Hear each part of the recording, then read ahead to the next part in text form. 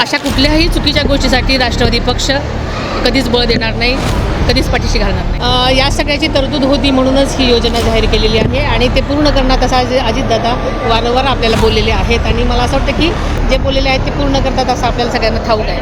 पक्ष जो निर्णय घेईल त्याच्या मागे मी असणार आहे, तुम्हाला माहिती आहे. कारण शेवटी राजकारण आणि कुटुंब हे वेगळं असतं हे मी वारंवार आपल्याला सांगत आलेले आहे. पहिल्यांदा मी पंढरीच्या पंढरपूरला आले त्याबद्दल मी त्यांना वंदन करते. खरं तर आगवण्यासारख्या गोष्टी होणं अतिशय निंदनीय आहे.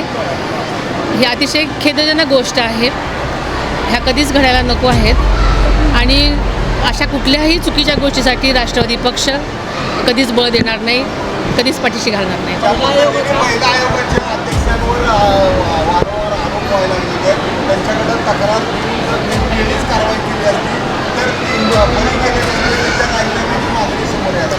कालच आमच्या प्रदेशाध्यक्षांनी याच्यावरती भाष्य केलेलं आहे, त्यामुळे त्यांनी सगळी माहिती दिलेली आहे आपल्याला.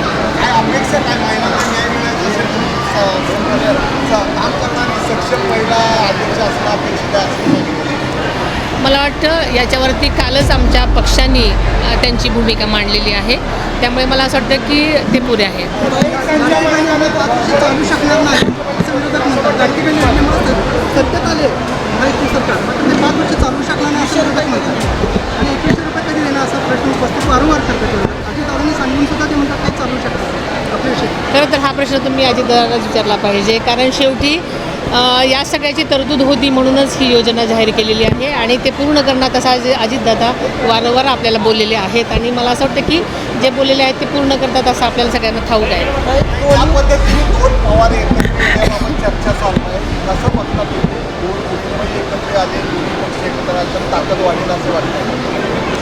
खरं सांगायचं तर ह्या सगळ्या चर्चा आहेत आणि जे काही होईल ते आपण बघालच. पण तुमचं काय मत आहे? तुम्ही कुटुंबातले ज्येष्ठ आहात, पवार कुटुंब एकत्र येणं अपेक्षित? पक्ष जो निर्णय घेईल त्याच्या मागे मी असणार आहे, तुम्हाला माहिती आहे. कारण शेवटी राजकारण आणि कुटुंब हे वेगळं असतं हे मी वारंवार आपल्याला सांगत आलेले आहे.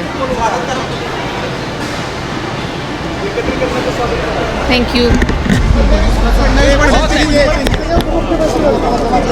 जर तुम्ही अजूनही यूट्यूब चॅनलला सबस्क्राईब केलं नसेल तर ते लगेच सबस्क्राईब करा.